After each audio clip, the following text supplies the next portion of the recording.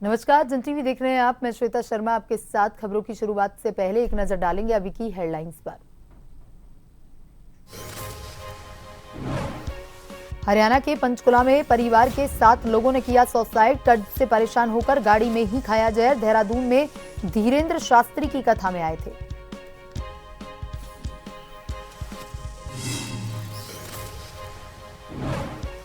कोटद्वार को सीएम धामी ने दी कई परियोजनाओं की सौगात। मालन पुल का किया लोकार्पण। जनता इंटर कॉलेज में आयोजित कार्यक्रम को वर्चुअली किया संबोधित।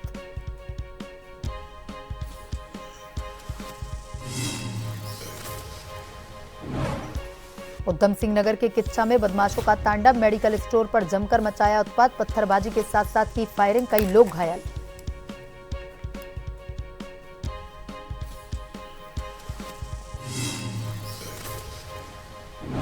उत्तराखंड के अस्पतालों को कोविड संबंधी दिशा निर्देश जारी। स्वास्थ्य मंत्री रावत बोले, कुछ केस आए हैं, हमने जारी की एसओपी। एक महिला डॉक्टर समेत 2 नए कोविड मामले दर्ज।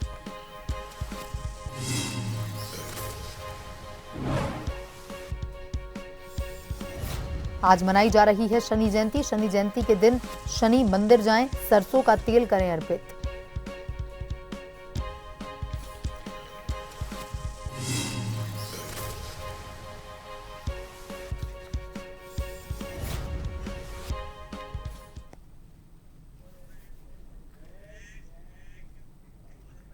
और अब खबरें विस्तार से। हरियाणा के पंचकुला में कर्ज से परेशान परिवार के 7 लोगों ने जहर खाकर सुसाइड कर लिया है। सभी लोग घर के बाहर खड़ी गाड़ी में तड़प रहे थे। सूचना मिलते ही पुलिस मौके पर पहुंच गई। सभी लोगों को इलाज के लिए अस्पताल ले जाया गया, जिसमें 6 लोगों की सेक्टर 26 स्थित प्राइवेट अस्पताल और 1 की सेक्टर 6 के सरकारी अस्पताल में मौत हो गई। परिवार मूल रूप से उत्तराखंड के देहरादून का रहने वाला है। सोमवार को वे पंचकुला में चल रही बागेश्वर धाम वाले बाबा धीरेन्द्र शास्त्री की कथा में आए। मरने वालों में प्रवीण मित्तल, उनकी पत्नी, बुजुर्ग माता पिता और 3 बच्चे शामिल हैं। सूत्रों के मुताबिक प्रवीण मित्तल ने कुछ समय पहले देहरादून में टूर एंड ट्रेवल्स का कारोबार शुरू किया। वहां उसे घाटा हुआ और इसी से परेशान होकर पूरे परिवार ने यह कदम उठाया।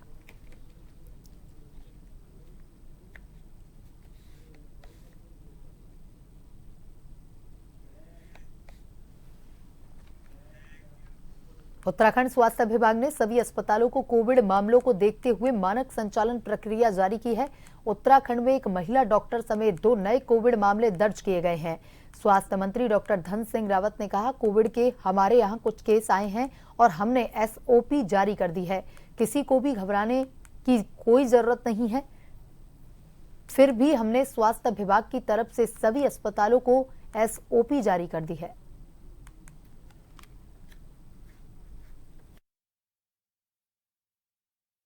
यहाँ कुछ केस आए और हमने एसओपी जारी कर दी है। किसी को घबराने की कोई ज़रूरत है नहीं वैसे, लेकिन फिर भी हमने सारे स्वास्थ्य विभाग की तरफ से सभी हॉस्पिटलों की एक एसओपी जारी कर।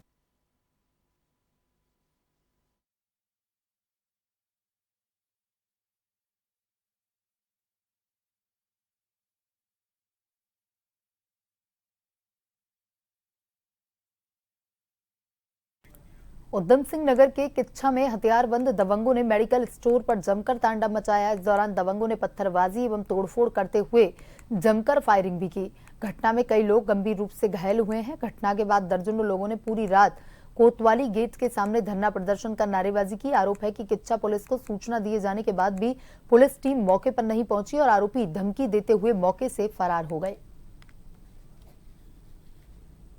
देखिए, घटनाक्रम पता ही आपको, दिन दहाड़े गोली चलाई गई और जिसमें घायल हुए लोग और उन गुंडों के खिलाफ कार्रवाई की मांग थी, वो हमारी कार्रवाई पूरी हो चुकी है। उनके खिलाफ मुकदमा दर्ज हो चुका है। उनके परिवार के लोग उठा लिए गए हैं और जल्दी आश्वासन दिया प्रशासन ने कि हम जल्द से जल्द उनकी गिरफ्तारी भी करेंगे। और जो क्षेत्र की बात थी, जो हमारे किच्छा कोतवाल धीरेन्द्र कुमार की जो बात थी हटाने के लिए, वो उसमें उन पर भी जल्द से जल्द कार्रवाई की जाएगी। तो ये हमें आश्वासन, हमें जो है एडिशनल एसपी साहब के द्वारा हमें मिला है यहाँ पर आश्वासन। उन्होंने कहा जल्द से जल्द हम इस पर कार्रवाई करेंगे और ऐसा गुंडाराज और ऐसी स्थिति हमें किच्छा थाने में पैदा नहीं होने देंगे। ऐसा था ना, कल जो घटना घटी थी ना, उसमें कुछ लोगों ने फायरिंग की थी और फायरिंग करने के बाद में उस घटना को लेकर हम लोग यहाँ पर आए थे और उस घटना की वजह से जिसमें फायरिंग करते वक्त कुछ लोगों के चोटें आई थी। उन चोटों को देखते हुए हम लोग यहाँ पर आए थे और उस जब रात में आए तो हम लोगों ने उनके समक्ष, अपने कोतवाल के समक्ष जब बातें रखी तो उसने आनंद फानन में हम लोगों पे गुस्सा करके मुझे लगता है किसी का उसके ऊपर आशीर्वाद था, इस वजह से उसने इस बात को लेके और लाठीचार्ज कर दिया। न्याय की गुहार लेके आए थे। न्याय की गुहार हम लोगों ने लगाई थी, जिससे कि हमारा ये काम, जिस तरीके से घटना घटी है और पीड़ित पक्ष को ही उन्होंने मारा, लाठीचार्ज किया। और लाठीचार्ज कुछ महिलाओं के, कुछ बच्चों के और कुछ लोगों के लाठियाँ लगी हैं। कोई शिकायत थी यहाँ पे कि पुलिस थाने परिसर में उनके साथ बल प्रयोग किया गया है, लाठीचार्ज किया गया है और ये संबंधित थाने की कार्यप्रणाली से भी वो खुश नहीं थे, तो उस संबंध में उनका धरना था। तो मैंने उनसे बात कर लिया, उनकी समस्याओं को सुन लिया है और वो प्रार्थना पत्र दे रहे हैं और उसमें हम इंक्वायरी करवा कर जैसा पाया जाएगा उस हिसाब से कार्रवाई करेंगे।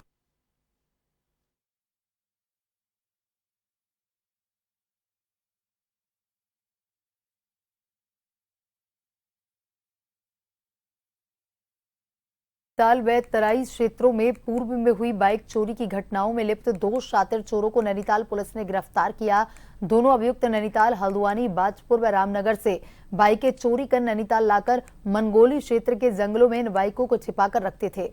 कोतवाली क्षेत्र ने बाइक चोर दीपक विष्ट और आकाश के पास से 4 स्प्लेंडर, 3 अपाची, 2 बुलेट मोटरसाइकिल बरामद की। एसएसपी प्रहलाद नारायण मीणा ने बाइक चोरी का खुलासा करते हुए कहा, पुलिस इनसे यह पता लगाने में जुटी है कि ये किस गिरोह के लिए काम करते हैं और कहां से बाइकें बेचते थे। इसमें पुलिस ने एफआईआर पंजीकृत की और एफआईआर पंजीकृत करने के बाद में जो सीसीटीवी डाटा जो डंप है और कुछ मुखबिरों की सूचना के आधार पर कुछ संदिग्ध लोग जो है पुलिस के राडार पर आए। मल्लीताल पुलिस ने कंटिन्यूस इन लोगों का पीछा किया। इसमें 2 लोग जो हैं वो हमने गिरफ्तार किए हैं। इनके कब्जे से टोटल 9 बाइकें बरामद हुई है। 4 मल्लीताल क्षेत्र की है, 5 अलग बाइकें इन्होंने रामनगर और बाजपुर और अलग तराई क्षेत्र से उठाई है। उनके बारे में पता करने की कोशिश कर रहे हैं कि उनके बारे में एफआईआर लिखी गई है या क्या मामला है। इसके साथ ही ये जो दोनों अभियुक्त हैं, इनमें से एक नैनीताल का रहने वाला है, एक बाजपुर का रहने वाला है। तो ये लोग नीचे के क्षेत्र से और पहाड़ी क्षेत्र दोनों जगह से इस तरीके की घटनाएं करते थे।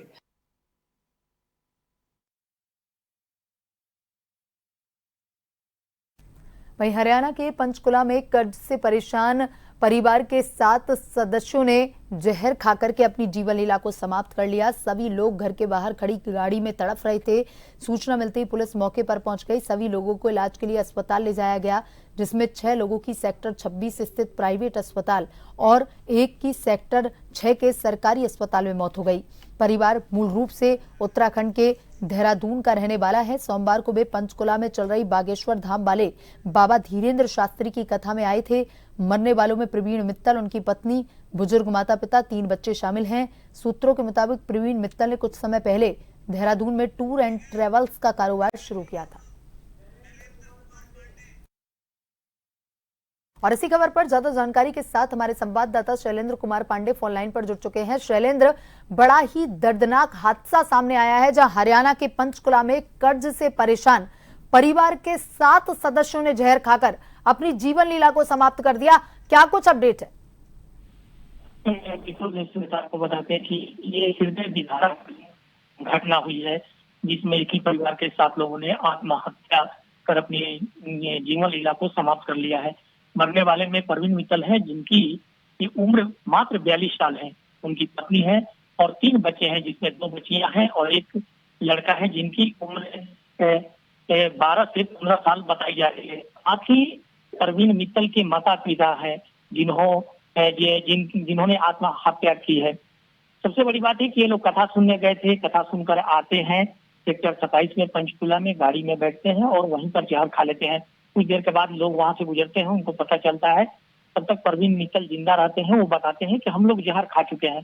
फिर पुलिस को इन्फॉर्मेशन दी जाती है, पुलिस आती है, उनको हॉस्पिटल ले जाती है, जहां पर इन्हें मृत घोषित कर दिया जाता है। सबसे बड़ी बात ये है कि मामला जो उन्होंने सुसाइड नोट छोड़ा है, उसमें मामला आ रहा है कि उन पर काफी भारी कर्ज था, जिससे परेशान होकर उन्होंने आत्महत्या की है। देहरादून में 8 से 9 महीना पहले कौलागंज में किराए के मकान में वो लोग रहते थे और यहीं पर उनका टू रेंट लेबर का कार्य था।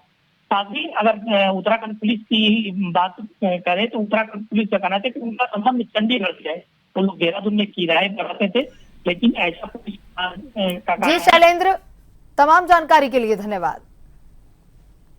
कॉर्बेट पार्क और सीतावनी के साथ ही अब कालाढूंगी स्थित कॉर्बेट फॉल भी पर्यटकों का पसंदीदा स्पॉट बन गया है। साल दर साल बढ़ रही पर्यटकों की तादाद और इसकी तस्दीक कर रही है। घने जंगल में प्रकृति के शांत और सुरम्य वातावरण के बीच पहाड़ से गिरता झरना अपने आप में रोमांच पैदा करता है। झरने को देखकर यहां आने वाले पर्यटक आकर्षित हुए बिना नहीं रह पाते। हर साल गर्मियों में सैलानियों की तादाद कालाढूंगी कॉर्बेट फॉल में बढ़ जाती है। गर्मी के मौसम में आकर सैलानी यहां ठंडे वातावरण का आनंद लेते हैं। वन विभाग द्वारा बनाए गए प्राकृतिक स्विमिंग पूल का भी सैलानी पूरा लुत्फ उठाते हैं। बहुत है, टूरिस्ट मतलब अच्छा है, गेस्ट अच्छे हैं। मुरादाबाद, दिल्ली, राजस्थान, अहमदाबाद यहाँ के लोग आ रहे हैं, अच्छा एंजॉयमेंट कर रहे हैं। लोकल मतलब अपनी जैसे यहाँ पे के झरना आपने देखा ही। बाकी हमारे पास एडवेंचर के लिए फॉरेस्ट विभाग के इको टूरिज्म के हिसाब से फॉरेस्ट विभाग ने ही अपना एडवेंचर वो कर रखा है, जिसमें यहाँ पे क्या कमांडो नेट, बम्मा बीच, एयर साइकिलिंग और जिप लाइन है। इसका भी बेस्ट है, मतलब गेस्ट सारे एंजॉय कर रहे हैं, काफ़ी अच्छी मात्रा में भीड़ है, पर्यटक अच्छा है। तो अभी और चाहे तो इसे और बढ़ा सकते हैं, बढ़ावा दे सकते हैं। आप लोगों के द्वारा ही आप लोग उन चीज़ों को कर रहे हैं। मेरे हिसाब से ये बेस्ट जगह है, आप गेस्टों के हिसाब से भी बेस्ट जगह है। बहुत ही अच्छा लगा, सब बहुत अच्छा है, मतलब झरने वगैरह सब, बहुत पानी वगैरह, और यहाँ पे एक्टिविटीज़ भी बहुत अच्छे से हुई। यहाँ का स्टाफ भी बहुत हेल्पफुल है और मैंने बहुत एंजॉय किया है।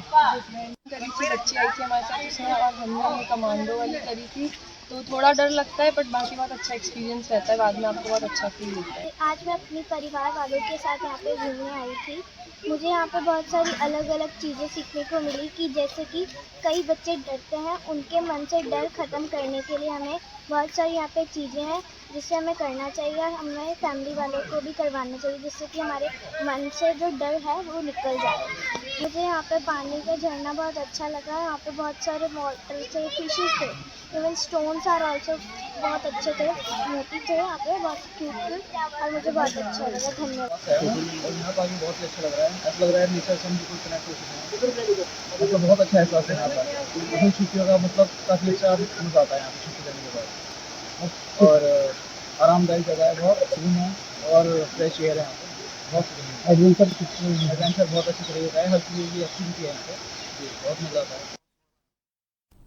उत्तराखंड की हल्द्वानी के रहने वाले जीवन चंद्र जोशी की कहानी प्रेरणादायक है। जीवन चंद्र जोशी पहाड़ की निर्जीव वस्तुओं में अपनी कला में जान डालने का काम करते हैं। जीवन चंद्र जोशी की इस कला का प्रधानमंत्री नरेंद्र मोदी ने अपने मन की बात कार्यक्रम में जिक्र करते हुए जीवन चंद्र जोशी की तारीफ की। प्रधानमंत्री नरेंद्र मोदी के मन की बात में अपनी तारीफ सुनकर जीवन चंद्र जोशी अपने आप को गौरवान्वित महसूस कर रहे हैं। जीवन चंद्र जोशी की इस उपलब्धि पर केंद्रीय मंत्री व नैनीताल सांसद अजय भट्ट ने भी उनके सेंटर पर पहुंचकर उनको बधाई दी। अजय भट्ट ने कहा कि जीवन चंद्र जोशी जी की जो भी समस्या है उसको सरकार द्वारा दूर करने का प्रयास किया जाएगा। तो उपलब्धि है, 2.5 साल की उम्र से जो पोलियो ग्रस्त हों, चल फिर नहीं सकते हों, माता पिता सोचते थे जीवन कैसे निकलेगा, लेकिन जोशी जी ने हिम्मत नहीं हारी। जैसे जैसे ऊपर आते गए, जीवन आगे बढ़ता गया, तो आपने संकल्प लिया कि मैं अपने पैरों पर खड़ा होऊंगा। और आज मोदी जी ने जो प्रेरणा दी है देश को, यही है कि अपने पैरों पर हम हर क्षेत्र में खड़े होंगे। बेरोजगारों के लिए भी एक बहुत बड़ा आदर्श प्रस्तुत कर दिया है कि शरीर काम नहीं करता है नीचे का, हाथ भी बड़ी तकलीफ देते हैं, उसके बावजूद उन्होंने जो चीड़ का बगट होता है उसको यहाँ की लोकल लैंग्वेज में चीड़ का बगट, ये उस पर ये शेप दे दिया। अब आप बताइए, चीड़ का बगट अगर आप देखेंगे आप कहेंगे उसका हो ही नहीं सकता, लेकिन ये शेप देखिए घड़ी जैसी बना दी। बहुत बड़ी उपलब्धि है कि एक यशस्वी प्रधानमंत्री उतने बड़े मंच से मेरी तारीफ करें, उन तक मेरी बात मेरा काम पहुंचा और उन्होंने मेरी तारीफ करी, ये मेरा सौभाग्य है। और आगे भी प्रयास करूंगा कि एक अच्छा काम उनकी नज़र में ला जाए। बुलेटिन में अभी तक के लिए इतना ही। बने रहिए जन टीवी के साथ। नमस्कार।